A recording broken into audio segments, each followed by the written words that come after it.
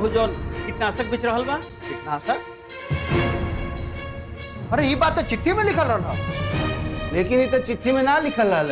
ओ अब हम समझ गए, ये सब चालू त्रिभुवन सिंहवा के ह।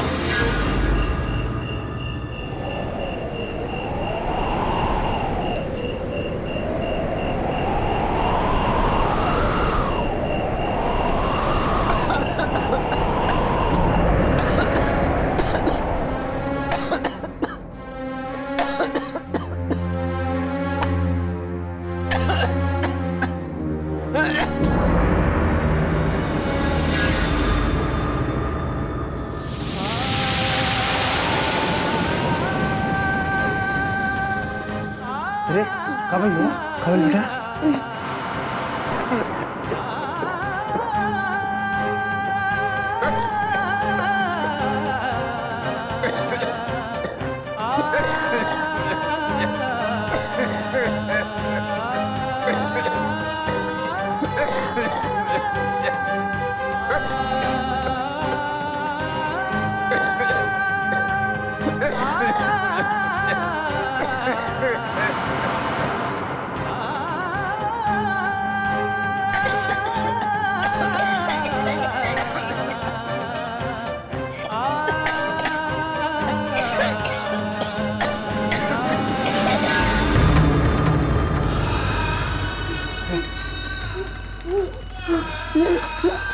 हम डॉक्टर साहब के बोला क्या होत बानी?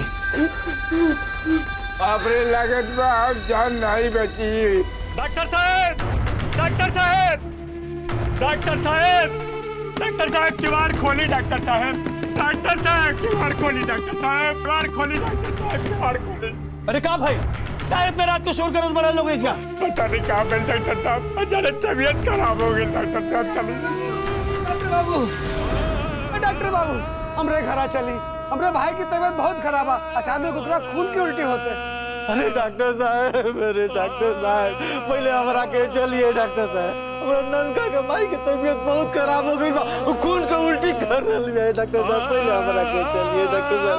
डॉक्टर साहब हमारे लड़का मर जाए, तेरा कुछ करे।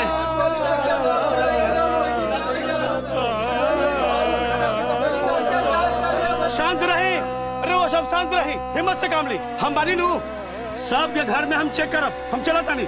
हाँ चलिए काम हाँ बताए भैया कूल ठीक है डॉक्टर। चलिए चलिए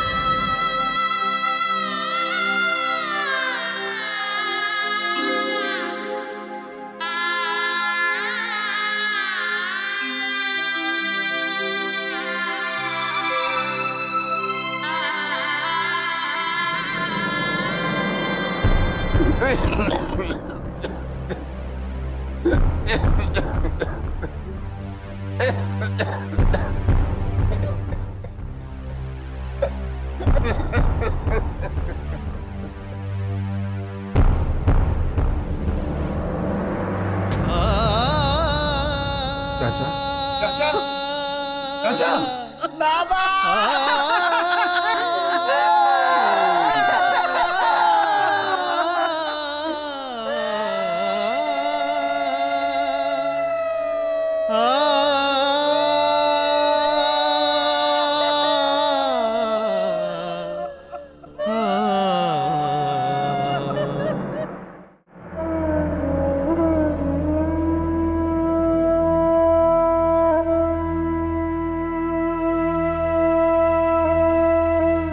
हमरा तो कुछ समझे में नहीं आवत कि आखिर ही गांव पर ये कैसन मुसीबत के पहाड़ टूट गई। अरे सारा का सारा लोग का हालत खराब बा। उस सतना के भाई का तो शहर भेजे का पड़ल। अरे भैया एगो दूगो ना 4-5 लोग तो। अरे ये सब एकाएक कैसे हो गई? देखा ये एगो ऐसा खतरनाक बीमारी है जब फैलेला तो एक साथ पूरा गांव में फैल जाला। चुप रहा डॉक्टर साहब, लगला अपन डॉक्टरी झाड़े। मिश्रा जी क्या कौन गंदगी रहे, घर में ढूंढला से को माछियों ना मिले, पूरा घर के घर बीमार पड़ रहा। अरे ये सब गंदगी फंदगी से नहीं के भइल, ये सब देवी क्रिया भगवान का श्राप पड़ल बा गांव पर। लागत में गांव में कोई बड़ा पाप कैले बा। हम हो जनबानी ना दुर्गा से अपना खेत में सोहनी करावत रहन, जना तो भगवान जी वही के पाप के सजा दे रहल बानी हमनी के। हे भगवान हमनी के माफ कर। हाँ हाँ, ये हमार दूध में पानी मिलावला का फल बा, हमसे गलती हो गई, हम भगवान से माफी मांगता नहीं। अब कबहू दूध में पानी ना मिलाओ। हमनियों के बच्चा के श्राप लागल बा, खूब डंडा बरसावत रहनी। हे भगवान अब ऐसा पाप ना हो, हमनी के माफ कर दे। देखा रोले धोले से कोनो नहीं के फायदा, एकले कोनो एक उपाय सोचा। उपाय छी पटाख धूम धूम हमरा लगे उपाय बा। हम भगवान के भक्त हई, उनके आशीर्वाद से गांव के सारा रोग बला दूर कर दे। चुप रहा, इतना दिन से कहाँ रहला, कितना लोग दुनिया छोड़ के चल गई ना। हाँ इतना दिन से कहाँ छिलत रहला, आज आयल बना भगवान से इलाज करावे खातिर। अरे हम ते चुप, अगर ये सब पाप के कारण हो रहा बा, इस समस्या का समाधान ढूंढे के पड़ी। चला हमनी के दुर्गवा से चिट्ठी लिखवावल जाए कि हमनी से कौन बड़ पाप भइल बा और ओकर का समाधान बा। ठीक कहता ला, दुर्गा तो भगवान जी के चिट्ठी लिखे ले, ओकर जवाबो आवेला। हाँ देर कौन बात का, चला जल्दी लोग दुर्गा के घर। चला चला।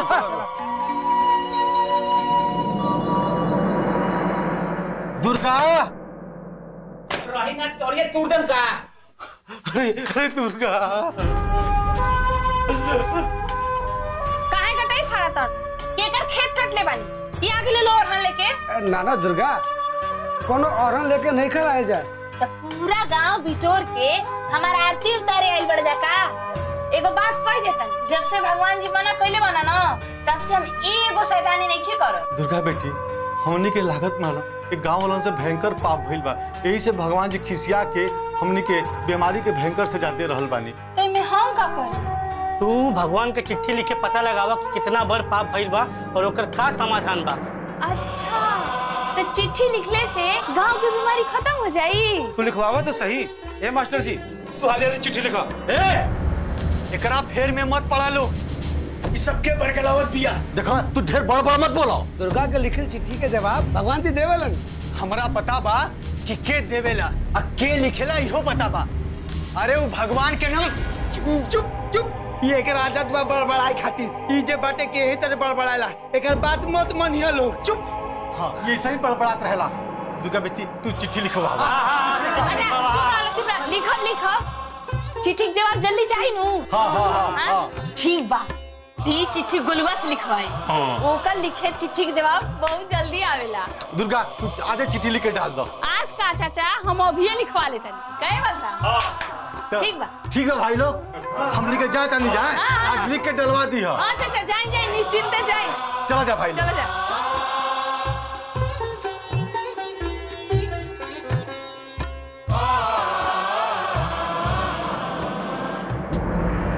साफे दिमाग से पैदल बढ़ा का। हम बोलत रही तो काहे हमार मुंह दबा देला। सारा पोल आजे खोल देती। पोल खोल देती तो जान तड़ा हमनियों के फंस कर लेती जा ओकरा में। ये तनी दिमाग से काम लो। सुनो कि ना ओकरा में भूसा घोरा गेल बाटे का? हैं? अरे चिट्ठिया के बारे में बोलो तो सबके पता न चल जाई। आ कहीं हैंडराइटिंग मिलावे लगतन सन तो फंसती जाना हमनी के। तू बुझबा तो है ये ना लिख लो है बड़ पत्थर बाड़न। लेकिन वो शांतर है ना मालिक से पूछ ले कोनो बात के बाद हिम्मत बोलल कर। देखला गांव वालन के कुल दुर्गावा के पक्ष में रहलन सन। तहरा देने से के बोलल है? आ ढेर बोलता ना तो तारा के मार मार के तहर मौलिद निकाल देतन सन। चला जल्दी से मालिक की बात के बता देवे के बाटे। बात कहीं आगे बढ़ गई तो फिरंगियों जे बाटी चपेट में चल आई। चल जल्दी जल्दी चल। क्या करता ला तू? अरे चल बैठ ऊपर बैठ। आ मम्मा लिख। अब इनके उठा के लेके आई राजा। बाद में ना लिख देता चिट्ठी। अरे बहुत जरूरी बा। गांव में जोन बीमारी फैलल बा ना वो औरी फैल जाई। ते में चिट्ठी के का काम बा? लिखबा कि नहीं मारम फटाक से चुप से। लिख। झुका। हाँ बोला। लिखा भगवान जी गोड़ लागतनी जैसन रहुआ कहनी वैसने हम कहनी। आ गाँवों वाला भी ऐसने कैलस। तो को पता नहीं कैसे गांव में इतना बड़ा बीमारी फैल गई बा। सब लोग मरता सब लोग के बीमारी हो गई बाटे। गांव के लोग कोनो पाप कैले बा का? अगर कैले बा तो लोग भुगते के तैयार बाटे। भगवान जी जल्दी उपाय लिख के भेजी ताकि उहे उपाय क के गांव के बीमारी खत्म कर दी। और कुछ ए बलराम ठीक बा ना? हाँ। लोग जोन पाप कैले बा ना ओके माफ कर दी जाए दी। अपन बच्चा समझ के माफ कर दी भगवान जी। गांव की बीमारी खत्म हो जाए ना तो रउआ के हम बेसन के लड्डू खियाई अपने हाथे से बना के। तारा बेसन के लड्डू का बनावे बेला? चुप बनाए तो का ना बना ले। चल ले ला दे न चिट्ठी। चलो भेज दिया भगवान जी के। चलो। अरे कहाँ जाता हमको उतारा था? चल चल चल चल जल्दी चल। प्लीज सेव माय लाइफ प्लीज। कृपया इनकर जान बचाई। का हो फिरंगे आई छोट मोट घटना का घटल कि तोहार हवा निकल गई। टीवी पर तो बहुत बड़का बड़का छोड़े लो और ऐजा एगो छूटल कि तोहार पसीना निकले लगल। प्लीज। अरे का पिल्ली पिल्ली चुप करावा हो। Please keep quiet please. फिरंगे तू त्रिभुवन के शरण में बड़ा तोहार केहू बाल बांका भी ना कर पाई। ही विल सेव योर लाइफ। ये काम तनी मुश्किल लगाता सुनला कि ना? कब रे मुश्किल का लगा था?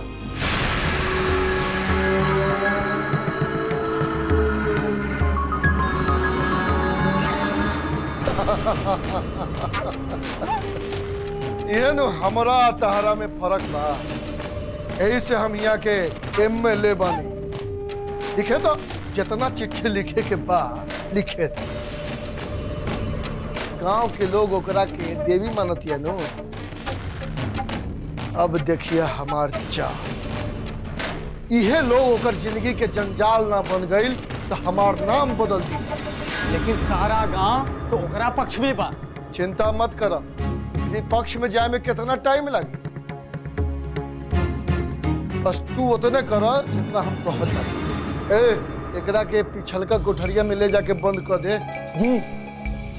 Come with me. जा चलो जाता।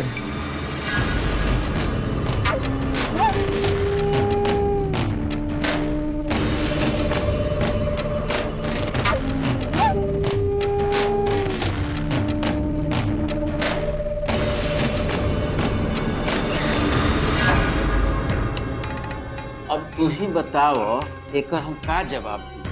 चिट्ठिया में तो तिरंगिया से दवाई खरीदे खातिर लिखो रहे आ लोग जे बा चिट्ठिया के भगवान के चिट्ठी मानता। अगर हमनी के तिरंगिया के खिलाफ कुछ लिखता नहीं जा तो लोगन के भगवान पर आस्था उठ जाई। आ जान लो बबुआ कि हमारा पक्का विश्वास बा आ लोग जो पटापट बीमार पड़ रहा बनू उस पर तिरंगिया के दवाई का असर बा। हमार तो बबुआ जान जाए की स्थिति सांप से छुनर के हो गई। लेकिन मेलाराम चाचा कुछ ना कुछ तो करेंगे पड़ी, कहे से कि गांव वालन के चिट्ठी के ऊपर पूरा भरोसा बा। बाकी रही फिरंगिया के चेहरा से पर्दा कैसे उठावल जाओ। हमरा तो बुझाता यह कांड वो अकेले नहीं थे, जरूर कोई के हाथ बा। त्रिभुवनवा से बड़ा यारी बा ओकरा। यह बात का डर हमरा रहे कि सब त्रिभुवनवा के कैल धइल बा।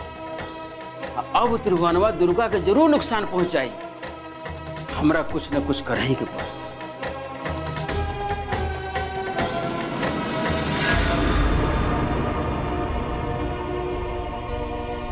हे दुर्गा, भगवान कौन खबर भेजले हैं? आ जाई, कल ही ना चिट्ठी लिख ले बानी। अच्छा, चिंता मत करी, सब ठीक हो जाई। चल बलराम। अभी ले चिट्ठी ना आयल। काहे ना आवत है दादा? आ जाई ना। ए दुर्गा, का भगवान जी कुछ खबर भेज रहे का? ए चाची, वो भेजिए तो हम बताइब नहीं। हमरा तो खुदे गांव वाला के ठीक करे के बा। फिकर ना करी चाची, दुर्गा सब ठीक कर दी हैं। ठीक ठीक बा।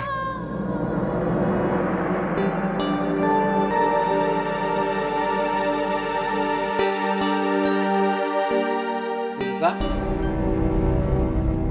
ए दुर्गा, बलराम, तेरे हेने सुनो दोनों आदमी, आओ हेने।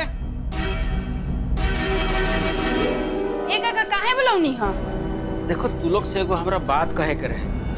का कहीं ई गांव में जन कुकांड भइल बनू, हां ओकरा पीछे फिरंगिया के हाथ बा। काहे से कि जब से लोग ओकर दवाई खरीदले बनू अनाज खातिर, तब से लोग पटापट मर रहल बा। ठीक कहता रहा। तब तो ओकरा के पकड़ के लायक पड़ी। पकड़ के लिए पड़ी, ओकरा के पकड़ के ओकर गर्दन उखाड़ के तुड़-पुड़ के फेंक दे मौजा। हमरा पता चलल बा एकरा पीछे जरूर त्रिभुवनवा के हाथ बा। अगर ऐसा बात बा तो भाई तू लोग के सतर्क रहे के पड़ी। कहे से कोई आदमी ठीक ना हो। अरे वो डराई मत, हमार चिंता मत करी। अब तो फिरंगिया के पकड़ के ले आई और मार मार के खलिहान बना दे तनी। खलिहान का ओकरा के पकड़ के ओकर गर्दन उखाड़ के फेंक दे। हमरा गांव में बीमारी फैलले बा, ओके हम बलराम खोज के ले आवत। सुनो सुनो से, लेकिन तोहनी के पता बा कहाँ बा वो?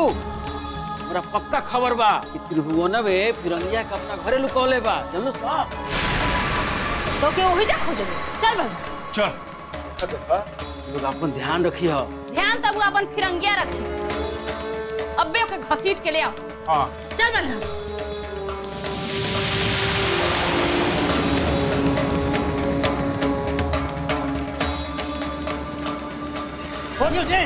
हम के लिए बानी तोहरा चलती, तोहरा साथ यहाँ हमरा नरक भोगे के पड़ता और तू हमरे ऊपर इल्जाम लगावा ताड़ा।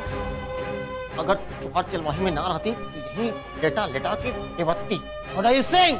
I am saying you are here. कहाँ लुकोइले हुई रे फिरंगी? हैं? कहाँ लुकोइले हुई? लौकता कुछ कुछ नहीं खेलो। अंतर ध्यान हो गइल का? देखा तनी कहाँ भाग के जाता हूँ। लागता भागले से का।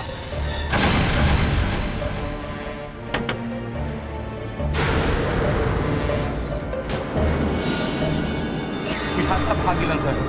हाँ के कहाँ जाई हाँ कुछ? हां पतालो में लुकाइल होलो नु तो ढूंढ लियाई। हाँ देखा तनी कहां पालो। चल चल पसंद पड़ी।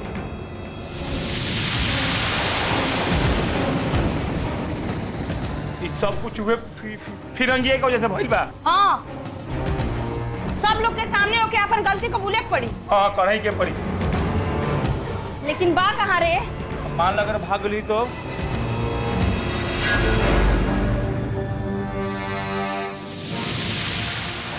मैं तो नहीं खाऊं रे। ताकत ही में बाड़ो। केहू बा हो। अरे क्यों बा? खोलो दरवाजा। खोलो हो।